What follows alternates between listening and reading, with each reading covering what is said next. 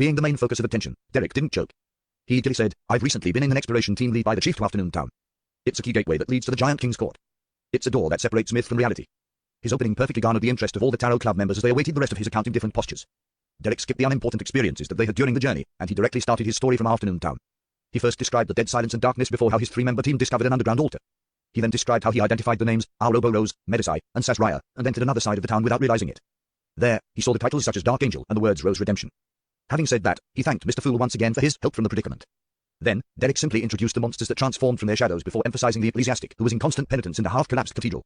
He used his own words to describe what was said, mentioning that the ecclesiastic suddenly self-destructed when he was about to say the name of the fourth King of Angels and was burnt to a crisp by a transparent flame. Another King of Angels, and the mood in Afternoon Town is really dark and scary.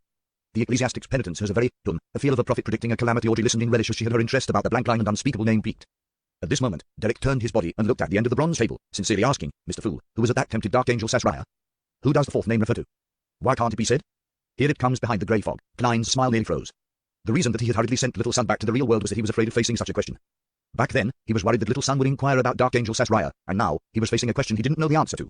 Thankfully, a magician never performed unprepared. After that day, Klein undoubtedly began to seriously consider how to answer such questions. Now, with great confidence, he landed his right palm on the armrest and said with a deep, meaningful glint in his eyes, "It's because it's a secret." He used his eyes and body language to hint to the Tarot Club members that secret wasn't to be taken at face level, and it had a deeper, more substantial meaning. As for what it was, they had to figure it out themselves. Deities had deep reasons to conceal certain matters. After finishing this series of actions, Klein couldn't help but feel penitent. He felt that his charlatan vibes were increasing. Meanwhile, he felt regret that the hermit's prying into his secrets was a result of his temptations. This was because Mr. Fool would use his eyes and body language to provide additional hints. Therefore, all the members would subconsciously observe his attitude. That's because I have no solutions. Without doing this, how am I supposed to continue the act? It's not like I'm a real evil god. Klein sighed silently. Secret. The name itself is a secret. The content which Mr. Fool wishes to point out is in here. Which names are secrets themselves true gods at sequence 0. Alger instantly thought of many things as he came up with a theory by combining many of the matters which Little Sun had previously mentioned. When a name itself becomes a secret, it means that the matter involves a true god. Furthermore, it's very likely to have the Evernight goddess involved. It's because she's the mother of secrets. The extreme danger of the darkness in the forsaken land of the gods indirectly proves this point. Catlia came up with an unconfirmed theory based on the knowledge she had and a hint from Mr. Fool. Meanwhile, she was almost certain that the calamity the ecclesiastic was referring to was the cataclysm that ended the Third Epoch. A king of angels who was tempted, Afternoon Town residents who fell from grace, a town being corrupted bit by bit, a black flower of calamity that blooms. All of it buried an epoch, creating the forsaken land of the gods. What a heavy sense of history. Catlia couldn't help but think poignantly. While the Tarot Club members were in contemplation, Klein also began to analyze the reason for the empty name and the reason why it couldn't be said. Could it be the true name of a deity? A true god had tempted Dark Angel Sasraya, and the fourth name representing the King of Angels also became a true god later. But it's not like I haven't said the true name of a deity before. Primordial Demoness Cheek is understood by many to be on the same level as the 7 deities. It's not like anything happened in the end. Perhaps it has something to do with the language used. The languages of Loan, Intis, and Fisak, and even ancient Fisak do not possess the ability to stir the powers of nature. On the other hand, the commonly used Jotun in the city of Silvercan. That ecclesiastic likely used a similar language. I should later try to pronounce Cheek using Jotun. Then, I'll die on the spot and succeed in courting death. Forget it. Besides, having a blank name and an unspeakable name means different things. I've no idea why. At this moment, seeing how Little Sun was still in a confused daze without understanding Mr. Fool's meaningful hint, Alger volunteered to give an explanation. The two names might separately represent two deities, so they cannot be said. Perhaps the true creator had tempted Dark Angel Sasraya, leading to the fall from grace of the few kings of angels and the residents of Afternoon Town. This brought about a great calamity. It's why he has a temple and statue in your forsaken land of the gods. The fourth name that corresponds to a king of angels might have benefited greatly from the calamity and succeeded in advancing to become a true god. This is similar to my guess, but they can't be confirmed. Catlia didn't supplement, as she didn't believe that their theories were facts. Audrey, Force, and Emlyn listened attentively as they couldn't help but feel poignant that the Tarot Club often made things appear especially high-end when discussing such matters. Things like kings of angels, evil gods and real gods, or ancient secrets all depended on a single word. Is that so? I get it. Derek came to a realization as he earnestly thanked Mr. Fool once again. Just as he was about to turn around, he suddenly recalled something and worriedly asked, Mr. Fool, is the crux to leaving the forsaken land of the gods really in the Giant King's court? After all this time, he had already accepted Mr. Hanged Man's take that the region where the city of Silver was located was known as the forsaken land of the gods. That's what I believe, but the problem is that I'm unable to confirm it. Do not search for the sea and switch to exploring the Giant King's court was likely Shepherd Lovia's suggestion. This can partially verify my theory, but it cannot eliminate the possibility that it's a conspiracy. The Fool. Klein's smile nearly froze again. His thoughts raced as he quickly thought of a solution that didn't need him to give a direct answer without tarnishing Mr. Fool's reputation. He immediately gave a relaxed chuckle, turned his head at the hermit Catlia. Speaking of this matter, hey. Bernadette already knows the method for entering the forsaken land of the gods. Catlia immediately recalled her vague memories of the dream and subconsciously looked at the end of the bronze table. It's the shadow. Before she finished speaking, she suddenly realized that she was sizing up Mr. Fool again. She hurriedly closed her eyes and said, my eye of mystery prying is instinctive. It can only be enhanced and not be deactivated. I need to rely on a mystical item to see it. But it doesn't exist here. Is that so? Klein nodded gently. You can conjure a pair of glasses. Yes, Mr. Fool. Catlia followed the instructions and conjured a pair of glasses. During this process, Klein stirred a minute amount of the power above the grey fog and infused them into the pair of glasses. By the time Catlia wore them, she discovered that her eye of mystery prying had been sealed as she had expected. It was only at this point that Force and company realized that Mam Hermit's eyes were extremely special. It had something to do with the prying of mysteries, and it didn't need to be activated to use it. It's no wonder we didn't notice it. Ma'am Hermit was severely injured because of her attempt to pry into the mysteries of Mr. Fool. Audrey moved her lips in enlightenment, having one of her questions answered. As for Alger, who recalled how the hermit had previously sized him up and how he had been wearing the clergy clothes of the Church of Storms, his face nearly darkened. Klein didn't wait for the members to calm down. He chuckled and replied to Catlear's previous question. It's the shadow of the Giant King's court. So it's the shadow of the Giant King's court, Catlear muttered in pleasant surprise. Then, her mind went adrift as she thought. She likely also knows this answer. Derek spent a few seconds to digest the conversation between Ma'am Hermit and Mr. Fool, and he vaguely came to a realization. The key to entering the Forsaken Land of the Gods had to do with the shadow of the Giant King's court. Therefore, the crux to leaving the Forsaken Land of the Gods is really in the Giant King's court. Derek's heart palpitated as he bowed his head in excitement. Thank you for your answer, Mr. Fool. Klein silently heaved a sigh of relief. He felt that such a situation was extremely draining on his brain. Alger kept his emotions in check as he looked around before looking at the hermit. Where's the shadow of the Giant King's court? He didn't dare ask Mr. Fool, as his question about the Forsaken Land of the Gods had previously been rejected. Catlear answered frankly, in the waters on the easternmost front of the Sonya Sea. In the dream of the night time there. I happen to wish to share with all of you what I encountered this time. Ori and Force simultaneously slowed their breathing as they waited excitedly for Ma'am Hermit to recount her encounters which were bound to be fantastic. Catlear controlled herself without looking at the world gemon. She said in a deep and slow voice, northeast from the Gargars archipelago, there's a safe sea route that allows one to enter those dangerous waters. She began her description with the deep abyss which separated the seas, the sun chariot which couldn't be viewed directly, the night which required sleeping, the terrifying ravings that filled the entire sea, and the shadow of the Giant King's court which stood on the opposite mountain peak in the dream world. During this process, she didn't mention Gemon Sparrow at all, deliberately avoiding any mention of him. As for the abnormalities that happened en route, she described them simply, such as the remnant aura of Mother Earth which caused hair to grow rapidly. Towards the end, she placed her focus on the ruin with a sleeping corpse and the adventurous sailboat which had the words written in blood, Fountain of Vanaging. This might mean that the Fountain of Vanaging is in that ruin, and the corpse that produced such loud breathing is the keeper. Catlear mentioned the common theories on the future. But it didn't mean that it was hers. Fountain of Vanaging, one of the 6 major treasures at sea. Alger was tempted by what he heard as he considered the possibility of exploring those ruins after reaching sequence 5. Audrey finished listening attentively as she shook her head slightly. I don't believe that the decisive meaning behind those words in blood mean that the Fountain of Vanaging is in those ruins. After a second's pause, she attempted to analyze the deceased's state of mind. A person who's about to die after being attacked by monsters wouldn't point out matters regarding the treasure. If he wishes to warn companions or relatives who come looking for him, then he should have written that it's dangerous here, or speak about the source of the danger. If he plans to tell passing ships that the Fountain of Vanaging is there, then he lacks the motivation to do so for a living creature at death's doorstep. Unless a conspiracy is hidden in this matter, the conspiracy of enticing people to enter the ruin to seek out the Fountain of Vanaging might be how he can be rescued. Yes, if I were in his shoes, I wouldn't think of desperately telling others that there's treasure here. What's in for me? Emlyn echoed. Only hatred, bone-deep hatred, will make me write something like that on the brink of death. Otherwise, I'd rather tell others how I should be buried or what kind of burial items I want. He TSKD and shook his head. Klein nodded indiscernibly. Controlling the world, he said hoarsely, the Fountain of Vanaging is a scam. He used absolutely certain words without any additional words that would signify other possibilities. The Fountain of Vanaging is a scam. Catlear looked at the world before retracting her gaze in thought. It seemed to corroborate with certain theories and guesses she had. Alger frowned, not that he didn't agree with the world's judgment or that he believed that Miss Justice's and Mr. Moon's explanations were devoid of reason. Instead, he realized that he had completely failed to consider this possibility. To him, this was a mistake he shouldn't have committed. After all these years, I'm still being temporarily blinded by immense profit. He fell silent for a few seconds and sighed. After exchanging what everyone had seen and heard recently, everyone began to teach little son ancient Hermes, and they learned some mysticism from each other. Time quickly passed as the Fool Klein surveyed the area after everyone came to a stop. Let's end it here for today. By your will. Audrey stood up immediately and curtsied with her illusory dress. The rest of the members said the same almost at the same time. As he watched the blurry figures vanish before his eyes, Klein wasn't in a rush to leave. He conjured a goatskin and fountain pen and wrote down the divination statement. The hope for my advancement to sequence 4. Putting down the fountain pen, Klein held the goatskin and leaned back. As he closed his eyes, he entered a cogitation state and began silently reciting the divination statement. After chanting it 7 times, he quickly fell asleep and entered the dream world. The great, blurry sky cracked open as he saw a towering mountain tear through the clouds. At the mountain top, there was a collapsed palace whose walls were covered with weeds and moss as they showed obvious holes. Inside the palace's hall was a huge throne carved out of stone. It was adorned with dull gemstones and gold. It was mostly mottled and damaged. It looked as though it wasn't prepared for a human, as countless translucent maggots were bunched densely together. They squirmed slowly as they kept growing.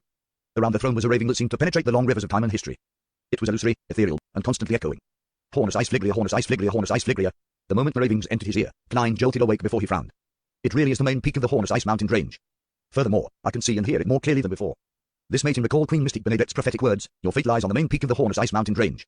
Is that my fate? It really makes me want to be rebellious and not go sire. I can't deal with absolutes. It depends. Klein sighed and conjured the 5 bounty notices provided by Emlyn White.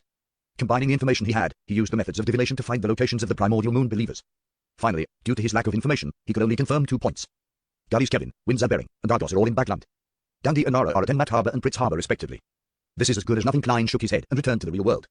Recalling how he had already agreed to provide Little Son with the notary potion formula within 3 days, he wore his coat and a top hat, and he prepared to head out to find the target.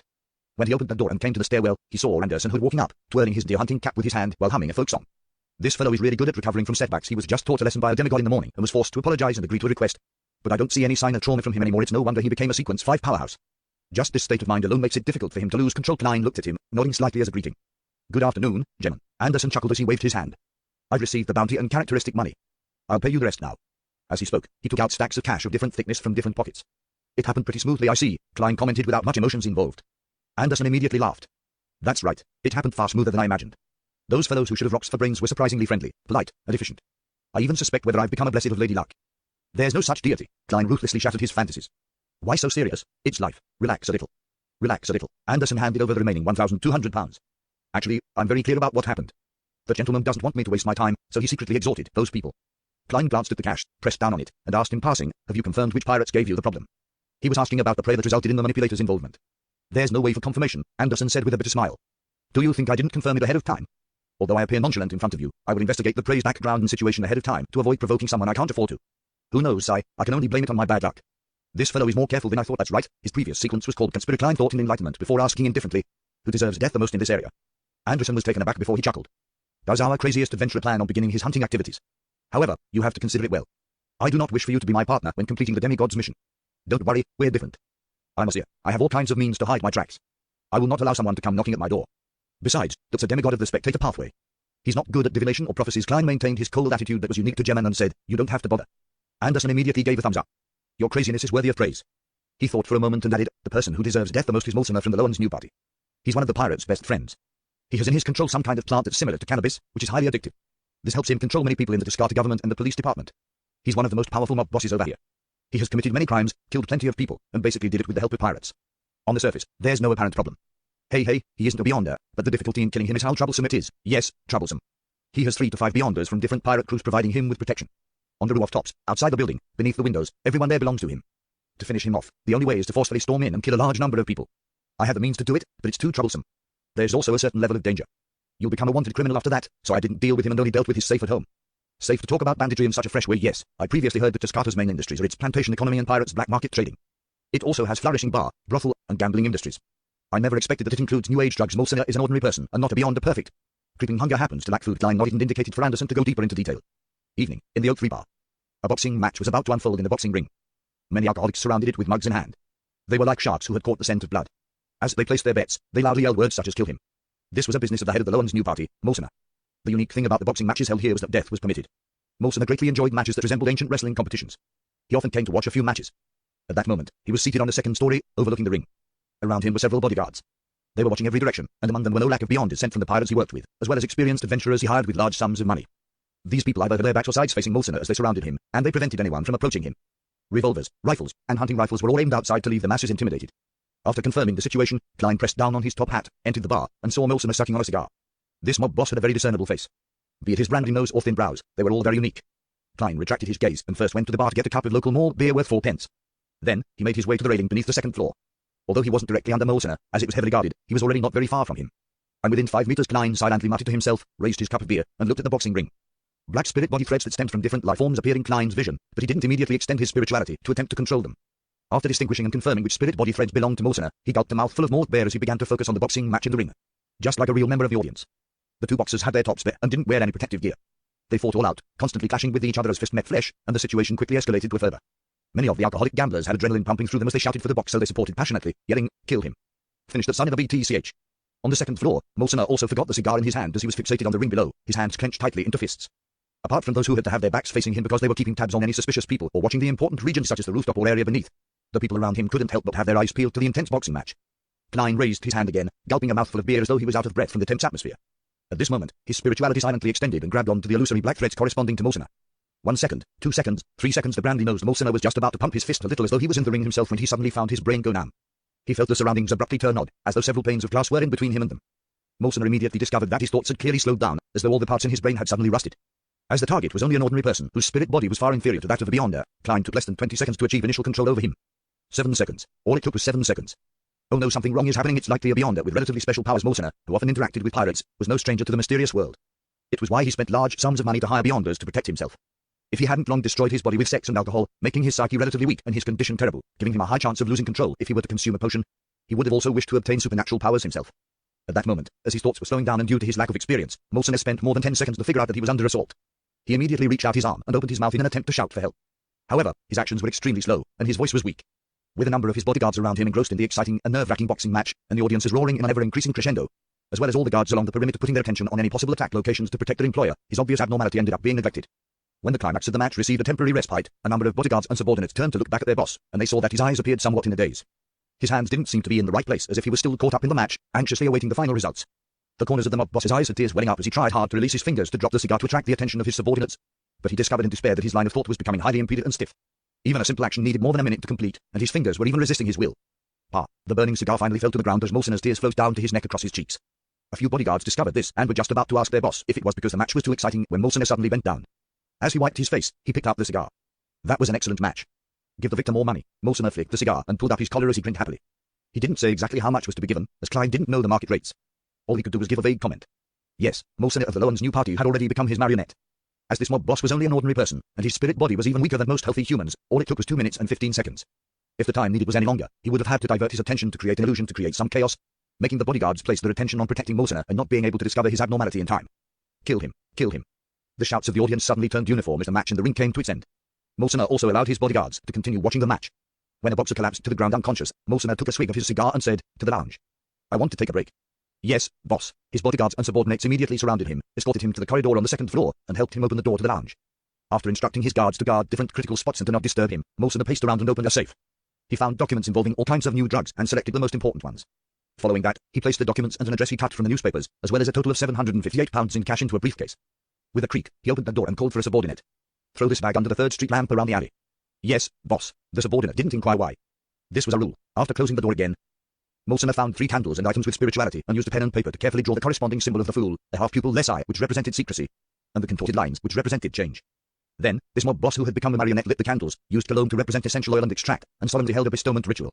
He softly chanted the fool's honorific name, and he used ancient Hermes, which he originally didn't know, to recite the corresponding incantation. Following that, he picked up the item with spirituality and let it fuse into the wind, constructing an illusory door with a transformed candlelight. If he couldn't find any items with spirituality, Klein had planned on using Molsona's blood. A human's blood was an item with spirituality to begin with.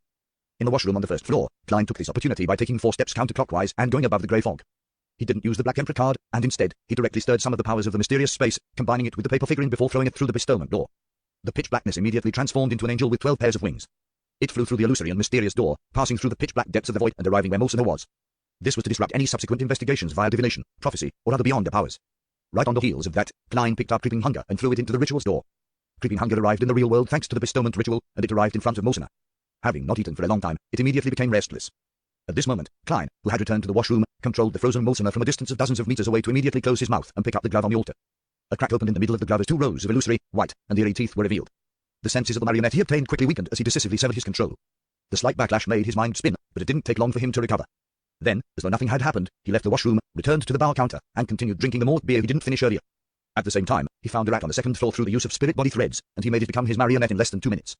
The rat began searching for a tunnel and path with rather awkward and unfamiliar motions, and it took quite some time before entering Molsona's lounge through a hole hidden by a bookshelf. At this moment, a thin glove that resembled human skin lay silently on the ground as there was nothing left behind of Molsona, not even his clothes. The rat climbed up to the table and bit on the paper with the symbol corresponding to the fool, placing it close to the burning candle. The paper quickly ignited and burned to ashes.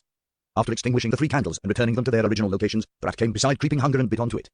Then, it returned via its original path and left Molsona's lounge. It stealthily ran all the way to the balcony facing the outside on the 2nd story, and it silently climbed down. On the 1st story where the bar counter was, Klein finished drinking his last mouthful of beer, put down the cup, and slowly stood up. He pressed down on his half-top hat, stuffed his hands into the black double-breasted frock coat, and walked past the alcoholics and gamblers without any haste and came to the streets. Following the light of the street lamps, he entered the alley at a normal pace. While pulling out a paper figurine and lighting it with a flick, he picked up the briefcase thrown under the 3rd Street lamp. At this moment, a grey rat came with a thin human-skinned glove in its mouth out of the shadows. Klein bent his back with a deadpan expression once again and picked up Creeping Hunger. Then, the grey rat left on its own, climbing into a rubbish chute and lying there until it lost its breath. With night about to fall, the street lamp illuminated Klein as he stood there, spreading his fingers in an unhurried manner while wearing Creeping Hunger on his left hand.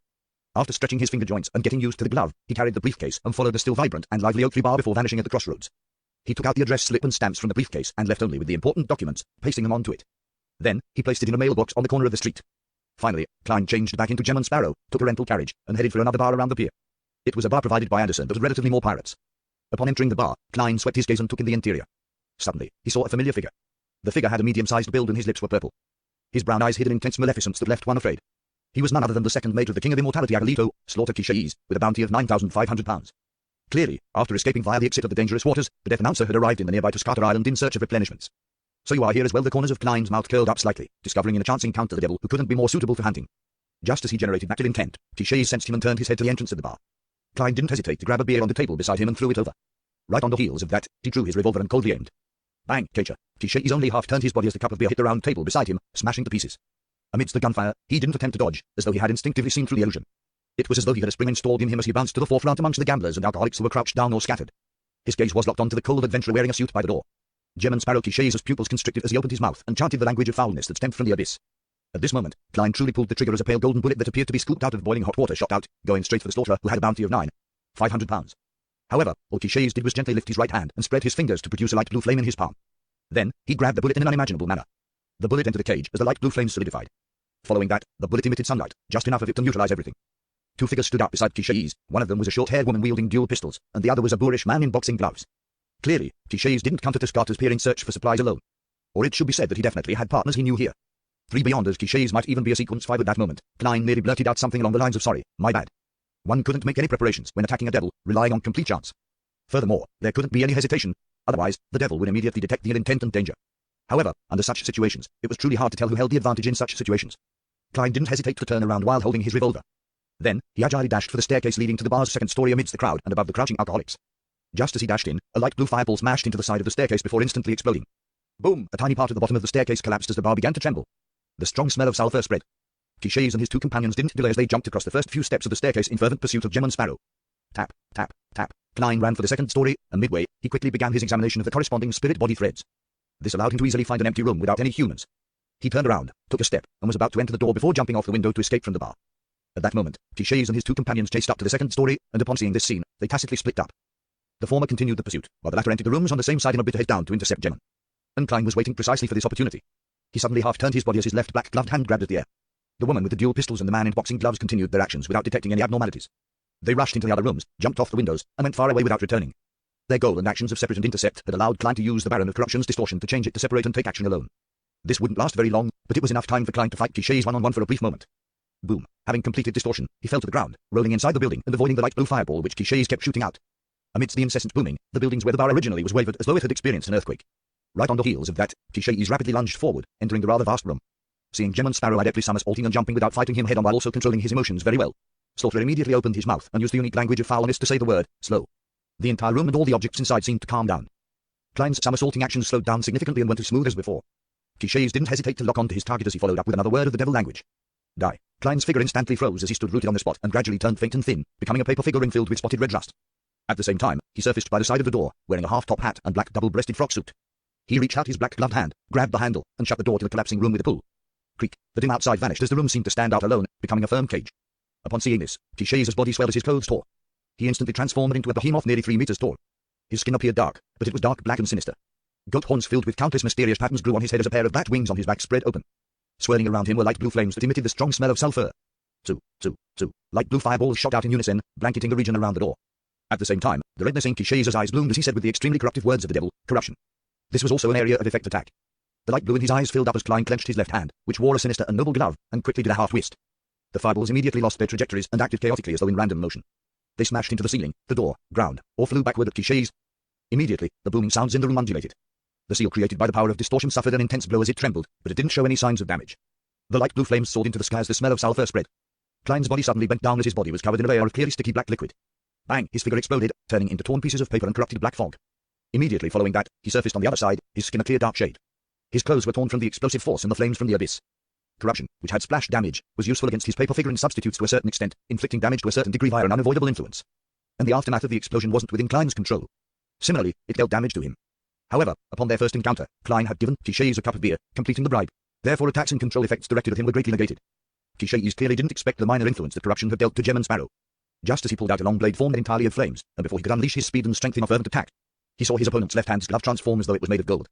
2 blinding streaks of lightning tore out of Klein's eyes. Psychic piercing. Ah! T-Shay's instantly let out a tragic cry as he felt as though 100 bottles of holy water had been infused into his mind. He was rich in actual combat experience and, knowing that having been struck by a psychic attack, knew that he would subsequently suffer a series of relentlessness attacks. Hence, he instinctively transformed into a pitch-black liquid and began spreading across the floor. The liquid appeared to be the coalescence of the darkest and devilish desires of a person's heart as the liquid spread across the room towards Gemman Sparrow, as though it would corrupt everything. This state is truly perfect in a battle encounter. Either party would suffer the problem of not being sufficiently prepared, thankfully. I've always remembered the suspected desire apostle I encountered. And I completely held back all desires and emotions. Klein didn't dodge as the glove on his left hand rapidly bloomed with pure and clean sunlight. He spread out his arms, allowing a pillar of holy light that a golden flame swirling around it descend from the sky. It illuminated every corner and every shadow of the room. The column of light struck the richest parts of the pitch-black liquid as it radiated outwards in a rippling manner. Amidst the bright and holy light, the pitch-black liquid quickly evaporated and mostly vanished. Clichés hurriedly materialized his body and reformed near the window. He still maintained his state as a 3-meter-tall devil. He was as calm as always, but he could hardly hold back his intense bloodlust and desire to kill. The present him was already rather weak. He didn't dare to circle around Gemon Sparrow as he waited for him to show any emotion so as to control his desires. He ignited the 2 mysterious goat horns on his head in an attempt to forcefully attack his enemy psyche, inducing emotions to a certain degree in an unavoidable manner. Once he had any desires or emotions, the situation would be in the Desire Apostle's control. At that moment, Clichés' head suddenly turned numb, causing him to nearly lose the thoughts he previously had. After both parties entered a range of 5 meters, the reason why Klein remained in a passive state, using paper figurine substitutes and a Baron of Corruption's distortion powers to barely put up a fight and stall for time, was to divert attention in order to control Clichés' spirit body threads. With the strength of a sequence 5 single-quote spirit body, it wasn't easy to obtain initial control over Slaughterer to begin with. However, with the cup of beer bribe, it reduced Clichés' defense and resistance.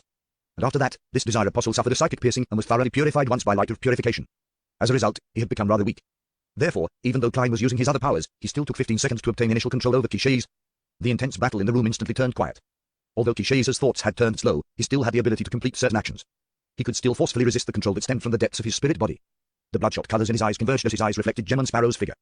The curled goat horns on his head began to burn intensely as hatred, greed, lust, wrath, and other emotions and desires began to spread outwards in a corporeal manner. Klein entered a half-cogitation state as he calmly focused on deepening his control, hoping to quickly make Clichés lose all means of resistance. In the room that had been reduced to shambles, Klein, whose top hat had fallen to the side and clothes had become tattered, was about 4 meters away from Clichés, who was a behemoth with bat wings. The situation was so quiet, as though a puppet show was being played. In fact, Klein still had the means to do something else. Back when Marionettist Trasego forcefully controlled both him and Sharon, he could resist the Wraith's possession and use flame controlling to summon a flame to destroy the shadow pulled in by Sharon. If he hadn't made a serious mistake by targeting the Sequence 5 Wraith, Trasego could have diverted his attention to killing Klein, snuffing out any chance of him using the language of foulness charm. Now, although Klein was definitely inferior to him, there was also only one enemy. Of course, there wasn't really much he could do. Under the premise of not losing control over Clichés, he could move, but he couldn't do it too hastily or quickly.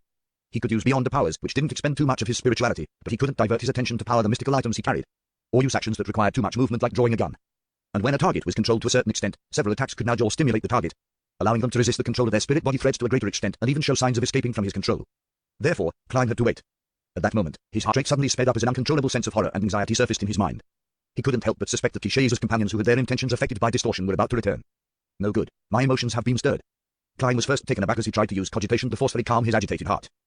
He has emotional stirrings a chance. Clichés was delighted as a slow thought flashed through his mind. Then, using his Beyond the Powers, he attempted to magnify Gemon Sparrow's horror and anxiety, planting an emotional seed in him.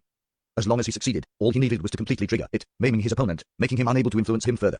No, how can it be ineffective? His emotional stirrings have disappeared. Clichés' bloodshot eyes constricted slowly as it was gradually filled with shock, alarm, and anger.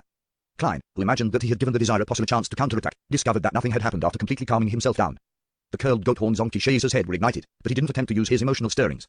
Moments after having this thought, Klein roughly understood the situation. It wasn't that Clichés didn't wish to control his horror and anxiety, but it was that he had failed. From the moment he sensed the emotional stirrings, he had to take a few seconds to digest the situation before using 2 to 3 seconds to make the decision. Finally, he spent even more time to organize his thoughts before channeling the corresponding Beyond the Powers. All of that took him at least 10 seconds to complete. Klein only took a total of 3 to 4 seconds to calm his mind after detecting the problem. Therefore, Clichés' Beyond the Powers naturally failed to be effective against an enemy who was in normal condition. To put it simply, the delay was too long. Under such situations, don't try to fiddle around with highly intricate matters. Klein lampooned before suppressing his sense of schadenfreude. After another 10 seconds, Clichés finally understood the source of the problem. He no longer considered targeting desires and emotions, and instead, while flapping the bat wings on his back with great difficulty, he relied on the devil's powerful body and spirit body to resist the control stemming from the spirit body threads. He tried to make the swirling light blue flame slowly coagulate into a fireball. Klein could almost foresee fireballs bombard him. Hence, he didn't hesitate to split off some of his spirituality, snapping his fingers using his right thumb and middle finger. The light blue flames suddenly soared before they truly took form and collapsed completely. They were like fireworks blooming behind Clichés. Magician's flame controlling. Clichés continued struggling, but his actions became even slower as he resembled a rusting puppet. As for Klein, he casually moved his feet to dodge the devil language Clichés had launched with all his strength. 3 seconds, 2 seconds, 1 second. Klein suddenly stopped as his eyes locked onto Clichés' head, which had lost its curved goat horns. At that moment, he still needed 2.5 minutes from controlling this Desire Apostle to turn him into his marionette, but Klein didn't have such plans. He never had such plans in the first place. It took too much time, allowing Clichés' companions to rush back in time. Klein only had one ultimate goal. It was to control Clichés to a certain extent so that attacks within a certain limit wouldn't help him escape his predicament. The bloodshot eyes, grimacing expression, and sharp teeth with drooling saliva reflected in Klein's eyes. He opened his mouth and said a word. Bang! Air bullet. An air bullet of a Sequence 5. This was already comparable to a bullet shot from a steam rifle. Bang! The air bullet accurately hit Clichés' forehead, causing him to throw up his head, yanking the spirit body threads. In between his brows, a bloody hole that wasn't too deep had appeared. It wasn't a mortal blow. To a devil, a Desire Apostle, their bodies seemed to be cloaked with thick and hard armor. Their blood and flesh had extreme elasticity and defensive strength. Bum, bum, bum. Klein kept creating air bullets while making gunshot sounds, striking Clichés' forehead, again and again, slowly leaving it a contiguous mess. At the same time, he stably controlled the spirit body threads to prevent him from using the feedback to weaken his influence. Clichés let out an angry stuttering roar as he tried moving forward in a bid to counterattack, but Klein was a lot more agile than him. and his plans to liquefy undoubtedly failed because of the control of the spirit body threads. Bang! Another air bullet struck Kishais, completely shattering his forehead, penetrating his brain. Bang! Bang! Bang! The subsequent bullets flew in, one bullet after another. Bang! Kishais' skull was finally sent flying as black crevices filled his brain. At that moment it was a complete mess. The aura of this slaughterer worth £9,500 quickly dissipated, but he didn't close his eyes, as he had already lost them. Bit by bit, he collapsed to the ground slowly as Klein walked over and extended his left hand. Two blood-red eyes split open in the middle of the glove. A cold and eerie wind appeared as Slaughterer Kishais' spirit body, as well as his black fog like beyond the characteristic shot towards creeping hunger amidst screams before fixing itself to a blank finger. Soon, the glove turned black once again, but this time it was profound and pure, resembling countless squirming dots of the same color formed one layer after another. Klein sensed the changes for 2 seconds before walking towards the shattered window, feeling somewhat disappointed and also somewhat delighted. When grazing Kishais, he had actually considered which beyond the powers he wished to receive and which he didn't wish to receive. The one he didn't wish for was the danger premonition of a devil, as this needed to have creeping hunger constantly activated while maintaining Kishais' soul. And this meant that he needed to feed the glove every day, which spelled an extreme inconvenience for himself. Furthermore, this also overlapped with his powers as a seer to a certain extent. As for whether the danger premonition of a devil worked after making it into his marionette, Klein believed that it was targeted on the marionette and had nothing to do with its controller. What Klein wished for the most was to draw the desire apostles beyond the powers of using a target's emotional stirrings or the use of any of the language of foulness, with the best being death or corruption. At that moment, he had been quite lucky to obtain 3 beyond the powers. One of them was language of foulness, but it wasn't death or corruption, but slow. This allowed all targets in a 7 to 8 meter radius to instantly turn numb or even come to a halt. However, it could only be maintained for 2 seconds. The second beyond the power was Sword of Lava. It could create a flaming sword with extremely high offensive power. One strike could directly cleave through a thick stone column, leaving the sliced off end to appear to be melted off. This was the option Kishais had used when he attacked maniacally. The third was Sulphur Fireball. Not only could it create an explosion of considerable might, but it could also poison people and objects which had been stained by the flames. If matched with the devil form's powers, 10 to 20 fireballs could be launched at the same instance. Out of that form, it maxed out at 3. That's not bad. The damage delivered by Sword of Lava to non-undead or non-corrupt creatures is clearly higher than the Priest of Light's light of holiness. Klein came to the window and happened to see the backs of Kishais' companions opening up a distance from him. They haven't shaken off the influence. No, with so much time having passed, they must have shaken off the influence and returned somewhere nearby. Now, they're escaping. They sensed Kishais' death. That's a little weird. Klein turned his head back and saw Kishais' corpse still in his devil form. His form didn't change back into a human as a result of his death. He looked at the corpse for 2 seconds before coming up with a theory. Powers like the devil form are a state that brings a body close to the state of losing control. However, they still have their reasoning and can change back while they're in control. Otherwise, they will maintain their forms. Klein didn't delay as he searched the devil's corpse. He discovered that Kishais' gigantification had torn all his clothes and pants, causing his wallet and cash to scatter across the ground. Later, they were all destroyed due to the blanketing attack from the fireballs and sulphurous flames.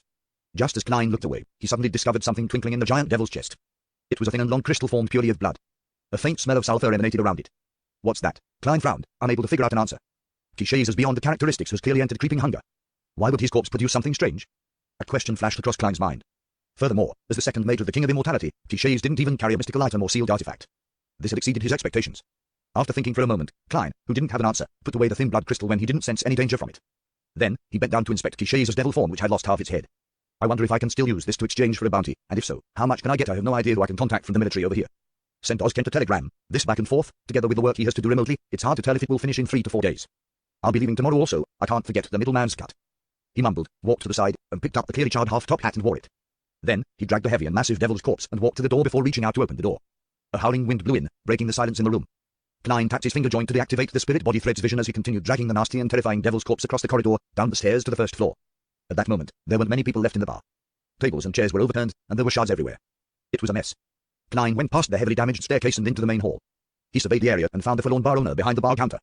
Few of the bouncers he hired had remained. Most had scattered off. Tap, tap, tap. Klein walked over one step at a time with the devil corpse behind him bumping into the furniture. What are you planning to do? The owner took a step back as he yelled at the top of his lungs. His bouncers gathered over, shuddering in fear. Their eyes were darting around as their bodies revealed their own inclinations. It appeared as though they would immediately flee the moment any incident happened. Klein stopped in his tracks, throwing Kishais' corpse in front of him. Then, he said in a deep voice, "Can you claim bounty rewards?" The owner was stunned for a second as he instinctively moved his gaze down before seeing the huge devil's corpse which still had some blue flames lingering around it. He and his bouncers drew a cold gasp at the same time, many of them feeling surreal.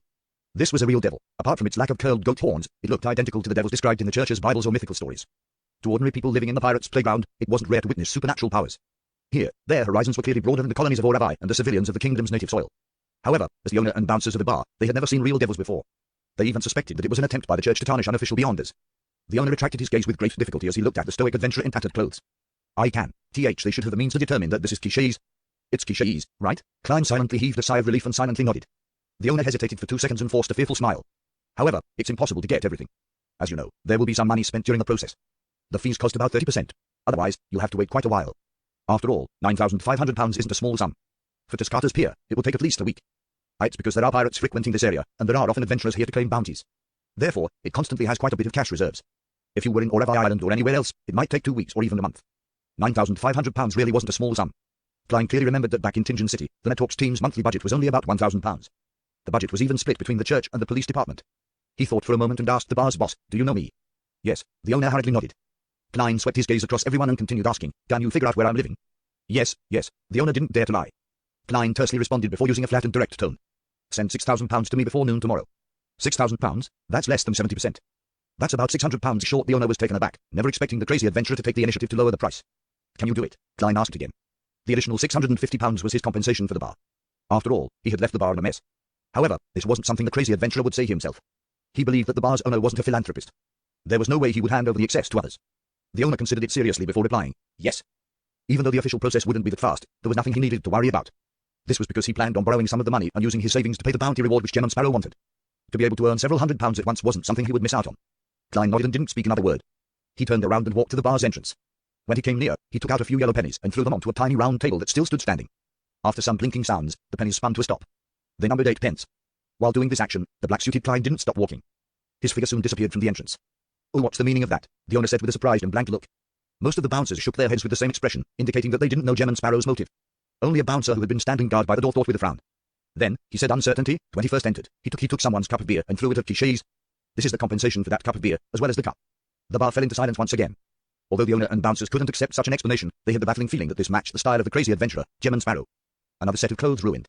"That's nearly £9, thankfully. I made quite a lot this time, yes. I'll have to make another set tomorrow after turning into another street." Klein stopped and observed himself. He wasn't in a rush to return to the hotel he stayed at. He first followed the information provided by the head honcho of the Lowen's new party, Molsener, and found a policeman who was controlled by drugs. The man helped the gangs commit several sordid deeds, to the point of creating a scheme to kill a witness. He channeled his spirit to confirm his crimes before allowing creeping hunger to enjoy a true feast for the day. After doing that, Klein returned to his hotel via carriage and entered his room. After setting up the altar, he used a ritual to send creeping hunger and the thin blood crystal above the grey fog. Sitting at the end of the long bronze table, Klein didn't hesitate to pick up the glove and release the soul of the priest to light. This sequence 5 powerhouse had a thin face and an elegant bearing. He was an amiable elder, and he wore a simple white clergyman's robe. He bowed to express his gratitude to the mysterious existence who was concealed by the grey fog. Klein gently nodded as a response. Then, he conjured pen and paper and wrote down the divination statement, the potion formulas for the sequences above the sun pathway sequence 7. Leaning back into his seat, he began using dream divination to communicate with the spirit. The greyish world quickly changed. He saw the priest of light roll open a piece of brownish goat skin in a room filled with sunlight. On it was a formula written in ancient Fisak, sequence 6, notary. Main ingredients, 1 set of crystallized roots of the tree of elders, 5 feathers of a spirit-packed bird. Supplementary ingredients, 100 milliliters of radiant spirit-packed trees juice, 1 golden-rimmed sunflower, 1 white-rimmed sunflower, 5 drops of aquafern juice. After the scene paused for a few seconds, ripples surfaced again, outlining an opulent hall filled with golden statues. Inside the hall, a man covered in pure light that prevented one from looking straight at him said to a half-centenarian elder, "This is the potion formula for the priest of light. Remember, dispel the darkness and praise the sun." The elder received it in excitement and spread open the ancient goatskin. Sequence 5, priest of light. Main ingredients, red comb of a dawn rooster, a pure white brilliance rock.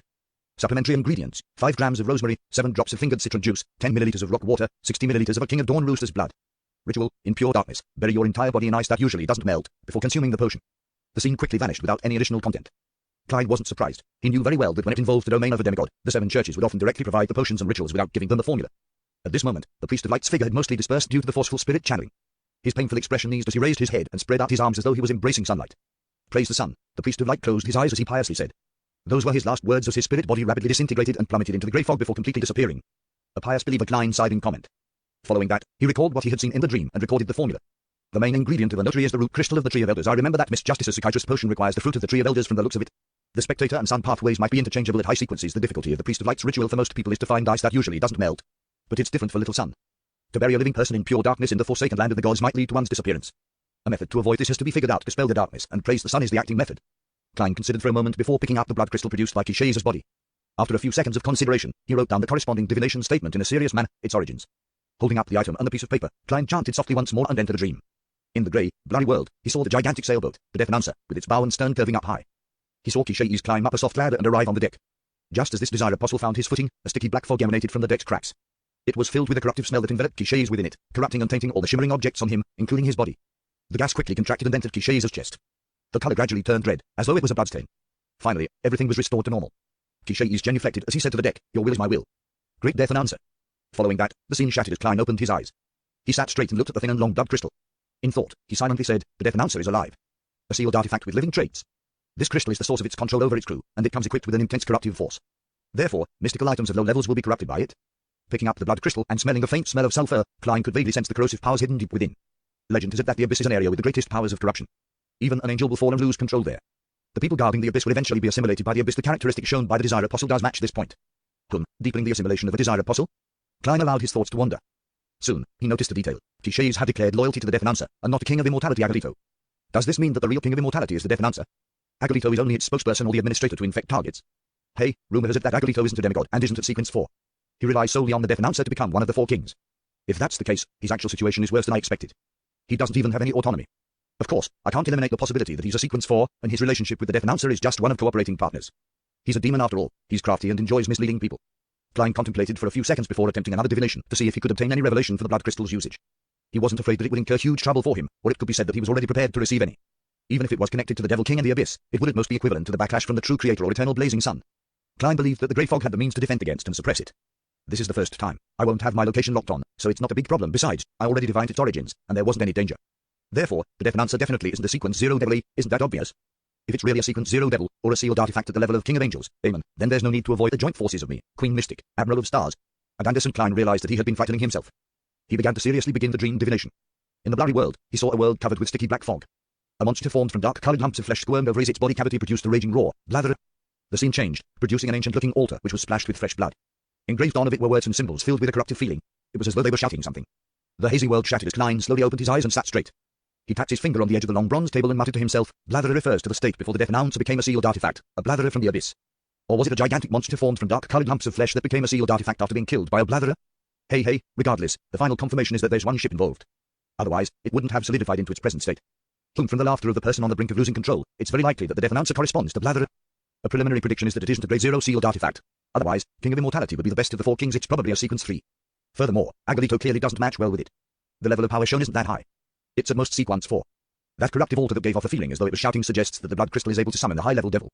For example, the Blatherer. Having no idea how to summon the high-level devil, nor having any plans on doing so, Klein casually threw the thin blood crystal along with the beyond characteristic, the glowing crystal left behind by the Priest of Light, into the junk pile. Then, he perfunctorily named the former, Aura of Blatherer. After doing this, Klein cautiously attempted another divination. It was to confirm if he would encounter any danger that night, danger that came from King of Immortality Agolito. In fact, he already had a prediction for the divination's outcome. King of Immortality Agolito wouldn't touch ground on the island. Firstly, it was because Tuscata had a hidden demigod. Ordinary Beyonders might not know, but the 4 kings would have some level of understanding. And it was unlikely Agolito would wish to have any head-on conflict with other demigods. Forcefully entering the territory of another person wasn't his style. Secondly, Klein's previous theory had produced a conclusion. Agolito didn't dare to leave the Deaf-Announcer, and the Deaf-Announcer had no way of going ashore. Indeed, Klein received the revelation that it would be very safe that night. This meant that he didn't need to change his appearance and moved to another hotel. Around 9 in the morning of the next day, Klein saw Anderson Hood appear the moment he walked into the restaurant on the first floor and found a seat. Anderson immediately sat opposite him. This strongest hunter used his fingers to comb his short blonde hair, making it part 70-30. As he looked at Gem and Sparrow, he TSK'd with a laugh. Impressive, you managed to hunt clichés even when fighting 1-on-3. The way you dragged the devil's corpse downstairs has already spread throughout Tuscata Pier. Hey, it's said that every pirate with a bounty on their head has decided to distance themselves from your sights. They will not appear anywhere within a 5-kilometer radius from you. Ever since he acquainted himself with Frank Lee, Klein had quit drinking milk. He raised his hand to order a cup of coffee, a piece of white bread, 2 toasts, a roasted pork sausage, and a plate of butter. Then, he replied in an extremely calm manner, your ability at gathering intel is pretty good. Anderson chuckled. This is necessary for a hunter. Hey, the Tuscata adventurers are discussing a serious question as to who is the strongest hunter. When Anderson saw Gem and Sparrow look up with a cold and ambiguous gaze, his smile froze. They've all chosen you. Ha ha, after all, this is the Sonia Sea, and not the Fog Sea. Why did you need to add that second sentence? It's just asking for a beating, Klein casually asked, as though being indifferent. Anything else? Anderson suddenly felt his comprehension skills were impeded. Any other intel? Klein repeated himself with more details. There is, Anderson suddenly signaled with his eyes. Molsoner from the lower new party has mysteriously disappeared last night. He mysteriously disappeared in his own room while being protected by countless guards. The official explanation is that Molsoner has already died. The reason was that he possibly consecrated an evil god or summoned the devil. Hey, no one believes that. It's because the Church of Storms has received an anonymous letter that has detailed records of Molsoner's crimes, as well as evidence. He stared intently at Gem and Sparrow, hoping that the crazy adventurer would provide him with more information. He clearly remembered that Gem and Sparrow had just asked him who deserved to be killed yesterday afternoon. And his answer was Molsoner from the lower new party. Klein tersely responded without saying anything more. At this moment, a figure rushed into the hotel. After looking around, he walked towards Klein in delight. He was none other than the bar owner from before. Mr. Sparrow, the owner, took off a bonnet that had a depression in the middle and bowed. It has already been confirmed, but the process will take another 2 days. After all, it's too large a sum. Hey, I know you'll be leaving today, so in order to not delay your schedule, I've decided to cover the bounty for now. Well, a portion of it comes from the bar's liquid cash, and a portion of it I loaned from my friends. Please make sure the number is right. He deliberately spoke in detail to express his goodwill to Gem and Sparrow while earning a profit. He wanted to befriend this crazy adventurer. As for whether King of Immortality would seek revenge on him, he wasn't too worried. Many a time, clichés would similarly claim bounties through him. After all, it was a reward for battles between pirates. Everyone liked gaining some additional cash. It was an unspoken rule at sea. Klein took account of the thick stack of notes worth £6,000. He split them into a few stacks and placed them into different pockets. Then, he said with a nod, not bad. The bar owner heaved a sigh of relief. He then warily surveyed his surroundings before suppressing his voice. You have to be careful. King of Immortality is a very vengeful person. He might intercept your ship at sea. He didn't dare to say that he had the means to arrange for someone to board certain ships to depart in secret, afraid that it would be detected by King of Immortality and that he would suffer retaliation as a result. I know, Klein replied indifferently. The bar owner didn't speak further. He bowed once more and left the hotel's restaurant. Do you have the means to leave? Anderson looked at Gem and Sparrow with a look of curiosity. Yes, Klein revealed a gentlemanly smile. The corners of Anderson's lips twitched. I'm relieved by seeing your confidence. By the way, the tickets. It sets sail at 1:30 in the afternoon. Impressive. I thought I was rather amazing earning £1,600 in a night. Who knew? Klein didn't respond as he began enjoying his breakfast. Later, he made a new suit to prevent himself from lacking a change of clothes. Time passed, and soon, it was time to board the ship. Anderson held a newly bought suitcase and looked at Gem and Sparrow beside him. He asked, seemingly worried, are we just leaving on this ship? The death announcer should be around the surrounding waters. The future left yesterday after it was resupplied. He felt that leaving while under the wrath of the King of Immortality wasn't a wise choice. It's impossible for Gem and Sparrow to be crazy enough to just storm right into death, right unless this is his trap. The thought came to Anderson as he had a hunch. Klein didn't turn his head to look at him. He directly boarded the liner with his suitcase. His thoughts were simple. It was likely that the death announcer could sense something wrong with its aura. Based on the King of Immortality's modus operandi, it was unlikely for him to make a forceful assault. If his assumption was wrong, then the moment the death announcer appeared along the horizon, Klein would immediately enter his room and pray to himself. Then, he would go above the grey fog to use the scepter to respond. He wanted to see who was stronger, the blatherer at sea or the sea god. This wasn't Klein's original plan. He had planned on using the sea god's scepter's ability to command sea creatures to find an underwater carriage for himself. Then, under layers of protection from his charms, he would pull Anderson out into the waters and escape the range of the death announcer's blockade before secretly boarding a liner he had tickets to. However, in consideration that the target of revenge had disappeared all of a sudden, it was possible that the King of Immortality would vent his anger on others by slaughtering liners indiscriminately. After all, pirates didn't abide by the law, nor did they come with any proper morals. After divining above the grey fog, Klein ultimately decided to leave brazenly. After hitting the deck, entering the cabin, and coming to his room, Klein was just about to say something when Anderson Hood spoke before he could. That's not right. If I were the passengers on board this ship, I'd definitely be very afraid and nervous to see an adventurer who just offended the King of Immortality. I'd either get the captain or first mate to convince you to switch to another ship, or I would switch ships myself. To my surprise, all of them are especially calm. This guy is very sharp. He's able to notice the minute details. Is this a real conspirator? Often acting happy-go-lucky, shooting off his mouth, and being optimistic, but in actuality, he has silently grasped the situation and made his preparations as Klein opened the door with his key. He began considering if the ship had any real problems. At that moment, Anderson raised his hand to slap himself in the cheeks before laughing dryly. I get it. It happened just recently. The matter is only spread among a number of adventurers and pirates. Typical tourists and sailors wouldn't even know of this. Besides, people who know what you look like are definitely people with good intel, not ordinary people. Wow, he knows to answer his own questions. Do you know the time is life? Klein ampooned and entered the first-class cabin. It wasn't that he wished to enjoy comfort, but that he needed to watch over Anderson Hood. He didn't want this unluckiest hunter to bring disaster to the liner, so he had gotten him to book a first-class cabin for themselves. With a suitcase in hand, he walked straight to the master bedroom. Klein pointed at the guest room and the servant's room, and he said to Anderson, choose one for yourself. Anderson was taken aback as he turned the gape. You're very used to this. Of course, I have rich experience in interacting with hunters. If the Nits were here, I would designate him to the servant's room. Klein didn't answer as he entered the master bedroom. 1:30, the steam engine whistled as the liner set off on time. After hanging his coat, Klein walked out of the master bedroom in pants, a shirt, and a vest. He looked out the window at the horizon. Thanks to the wind, the green waves edged as they spread along the outline of Tuscarta Island, inch by inch. That's no way to see the full situation. Anderson came over and smiled. You can only ensure that there are no problems from one of the flanks, and the death announcer might appear from the other flank, or the front. The best option is to climb up to the crow's nest. Ha ha, there's definitely a crew member there, but an experienced hunter or pirate has 100 means to fool his senses. Klein turned around and looked at Anderson with a stoic expression. Well said, I'll leave this to you. Ah, Anderson was taken aback. He snapped to his senses and asked in surprise, you don't have any other means to observe? Without any other means to observe, how was he to lay a trap for the King of Immortality? No, Klein nodded his head with abnormal frankness. I can only rely on you. Who gave you the courage to leave under the King of Immortality's scrutiny? Anderson was momentarily speechless. As he muttered to himself, don't stop me. I'm jumping ship. He left the cabin room and headed for the bottom of the crow's nest. In theory, King of Immortality Agalito, or the death announcer, should have long sensed my ill intent and sensed the danger that stems from me. Then, will they attack? Will they believe that I'm at the level I show myself as and that I don't have any help? Or will they suspect that some powerhouse who can interfere in their premonition for danger did something? Klein retracted his gaze from the door and looked once again at the sea outside.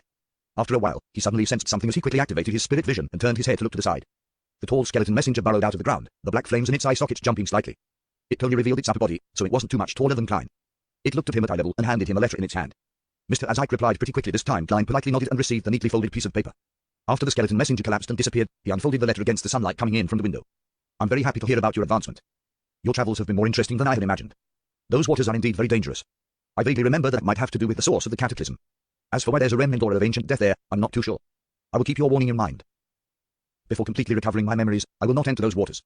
The true creator's ravings unpleasant to the ears. I'm somewhat interested in the ring worn by Admiral Hell. However, I've recently been embroiled in some past matters. I might need some time before I pay him a visit. Upon seeing this, Klein couldn't help but smile. After replying to Mr. Azaik, I'll tell him that I have the means to lock onto Admiral Hell location. I must get him to bring me along with him when he pays a visit. Oh no, I didn't divine the location of the Murdoch cufflink recently. I'm not sure if Ludwig has discovered it or thrown it away. Yes, I'll divine it above the grey fog after I confirm that the death announcer isn't pursuing me. Moving his gaze away, Klein continued reading. The ancient chronicles I received from Katerina does mention matters regarding artificial death. To put it simply, the former royal family of the Bulaim Empire, present upper echelons of the numinous Epias Kopek, had gained inspiration from the hidden sage's sudden coming to life and turning anthropomorphic. They wish to let death, which is at present only a concept, to experience something similar. There's a possibility of it being fulfilled. Due to the indestructibility of beyond the characteristics, the perishing of death doesn't mean that the corresponding beyond the characteristics and authority has been completely lost. According to the chronicles, the corresponding research hasn't reached a breakthrough, but that was from centuries ago. The sequence 4 corresponding to Sierra's Bizarro Sorcerer. The powerhouses from the Antigonus and Zeratal family left me with a deep impression. Even though I've already forgotten the details, my recollections are still able to bring me some feelings of fear. As for where to get the formula and ingredients, I'm not sure. Perhaps you can consider switching to neighboring pathways. I've already recalled matters regarding this. You can choose Sequence 4 Secret Sorcerer of the Apprentice pathway or Sequence 4 Parasite of the Marauder pathway. However, I vaguely remember that these 3 pathways only allow switching at Sequence 3. Indeed, there's only Harold's left. Klein forcefully produced a grin. After reading the reply, he took out a pen and paper and wrote down parts of the content he had already thought of, as well as asking about the exact definition of a mythical creature. After putting down the pen and paper, he wasn't in a hurry to summon the messenger.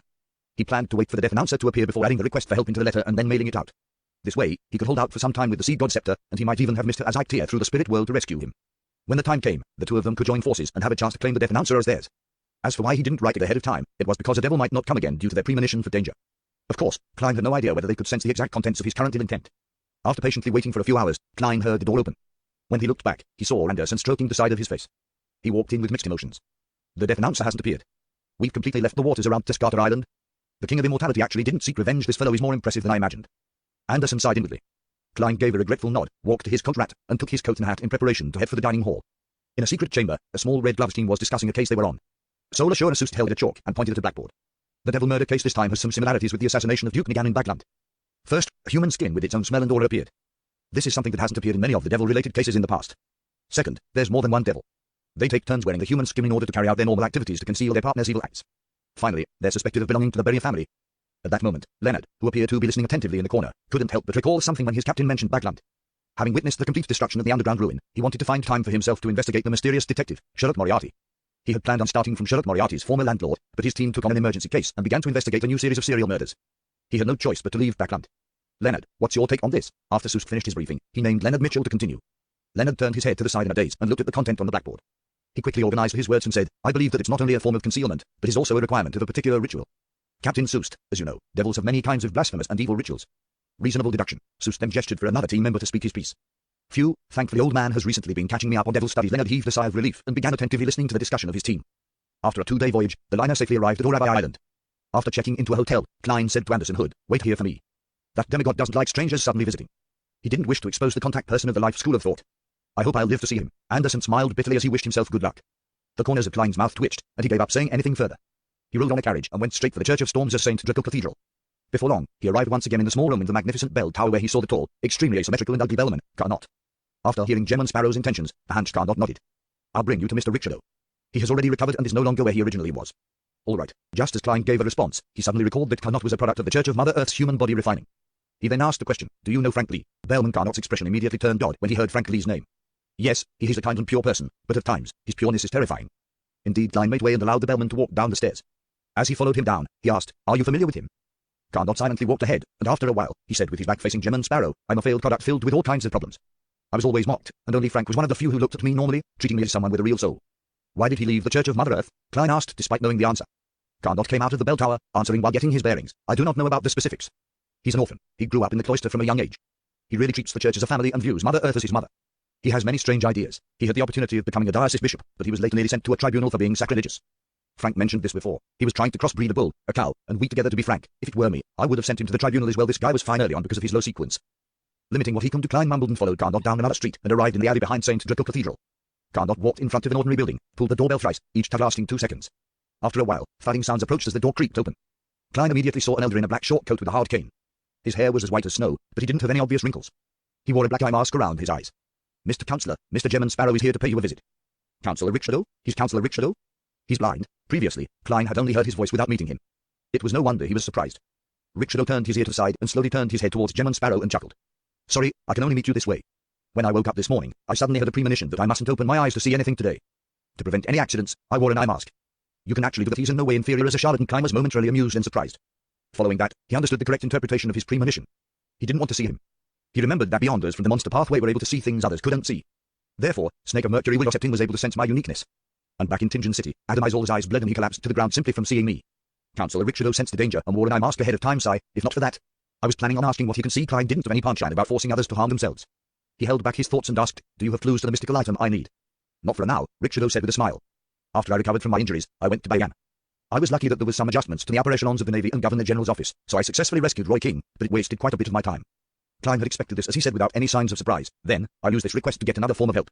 I have a friend who is plagued with bad luck after interacting with a mural left behind by the Angel of Fate. He needs it completely removed. Richard O thought for a moment before saying, no problem. Bring me over to him. Don't allow him to leave his residence, or there might be accidents. Klein nodded and walked towards the alley with his suitcase in hand. He took the opportunity to ask, Mr. Counselor, what do you know about the Mother Tree of Desire? From Klein's point of view, the Life School of Thought and the Rose School of Thought were at odds with each other, so it was likely that they knew each other very well. With cane in hand, Richard O slowly walked behind him to his right. He didn't need anyone to help him. It was as though he wasn't wearing an eye mask. He chuckled. The Mother Tree of Desire is the Rose School of Thought's manifestation of the Chained God. However, I suspect that the truth is actually the reverse. The Chained God is one of the Mother Tree of Desire's many manifestations. My reasoning is that Red Light, Moria, claims that the mutant pathway Sequence 0 is still unoccupied. Hey, you know about Sequence 0, right? Yes, Klein succinctly answered. He didn't even express his knowledge of the Great White Brotherhood.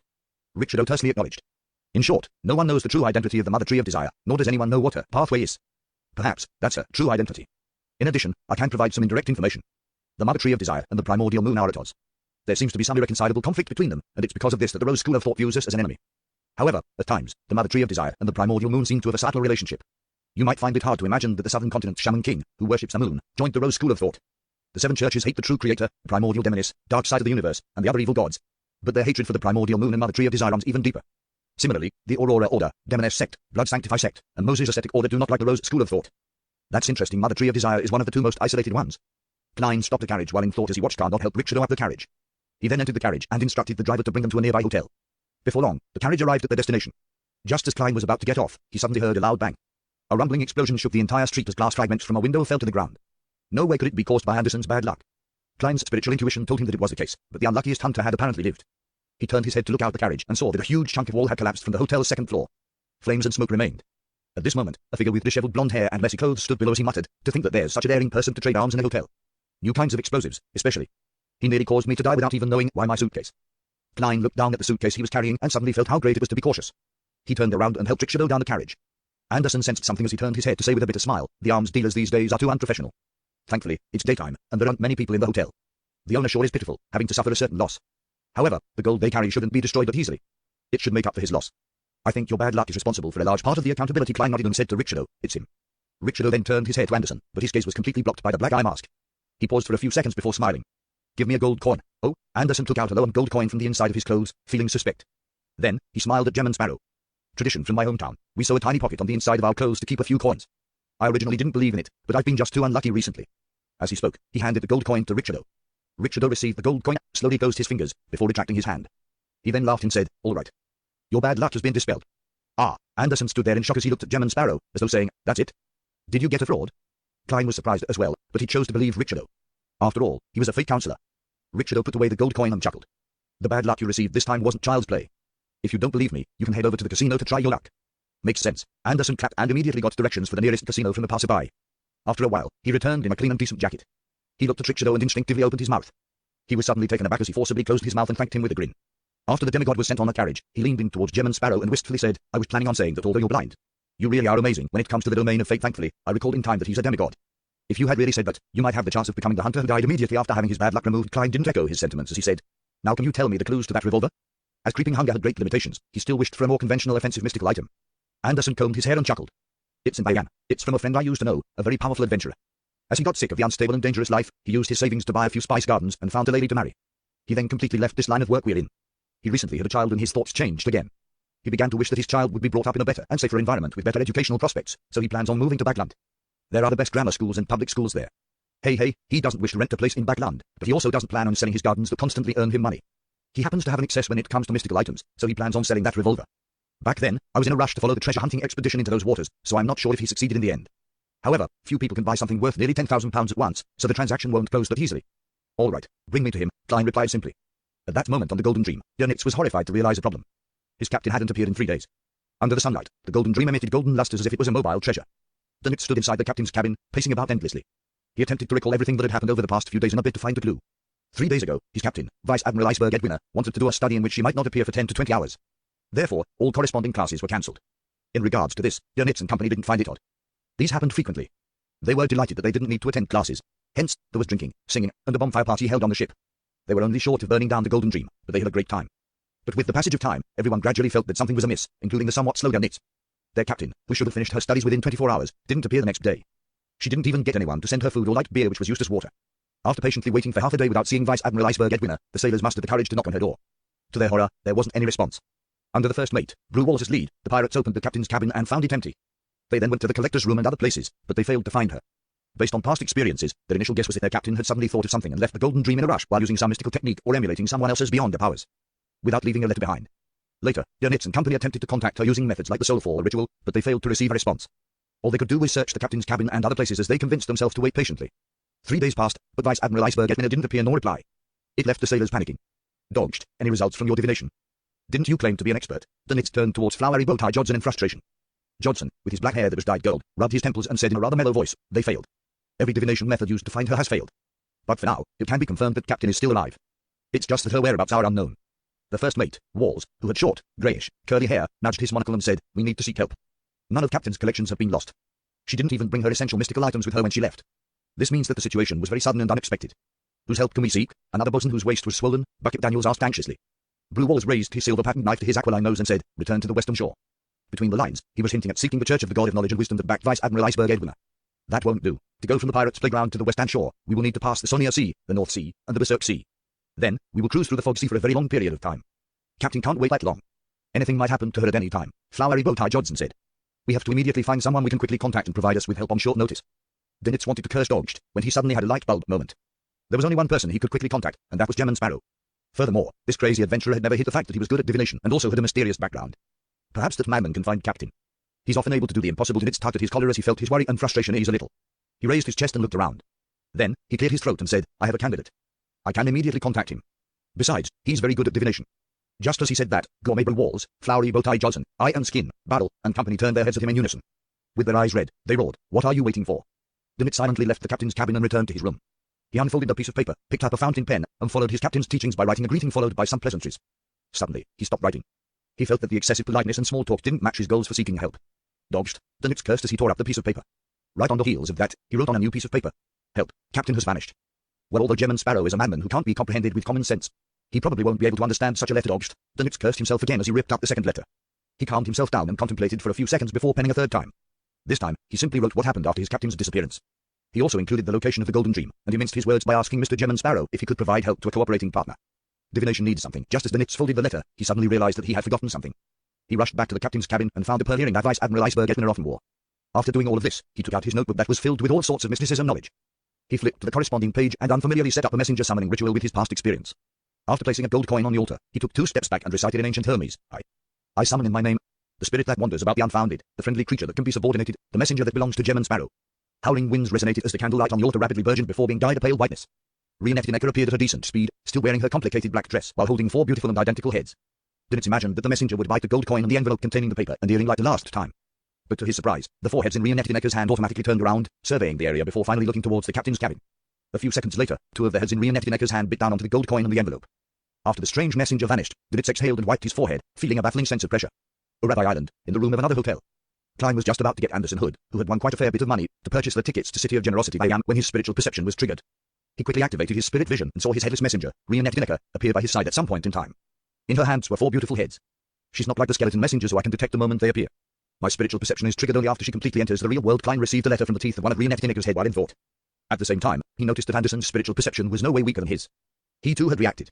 This is a messenger? Anderson asked in disbelief, as though he had heard of such things, but had never seen them before. Klein nodded without expression as he tore open the letter. A pearl earring. Klein unfolded the letter in puzzlement. By his side, Anderson came over out of curiosity as he sized up Rhea Nephtinecker as ETSKED. There's an indescribable sense of bloody beauty. Just as he said that, his hand suddenly rose up to grab himself by the throat. The grip was so tight that his tongue extended out as he foamed at the mouth. As for Rhea Nephtinecker, who had nothing above her neck, she didn't show any further reaction. Klein turned his head over and seriously studied the situation before looking at his messenger. He then silently mumbled, resembles Miss Sharon's abilities. Miss Messenger belongs to the prisoner pathway. No, I can't be sure. She's a spirit world creature, so being good at such things is very normal. Realizing that Anderson was about to suffocate, Klein leisurely said, that's enough, he still needs to lead me somewhere. One of the heads in Rhea Nephtinecker's hand turned over as she glanced at Anderson with her bloodshot eyes for a second. Following that, each of the heads' mouths spoke one after the other. Still can lead you by making into a zombie.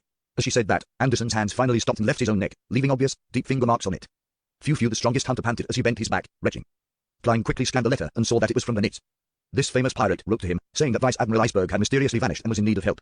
Just as he moved his gaze away from the letter, Klein was surprised to see Reenet Dinecker was still around. This doesn't make mystical sense. Shouldn't a messenger disappear after sending the letter, appearing only when summoned again?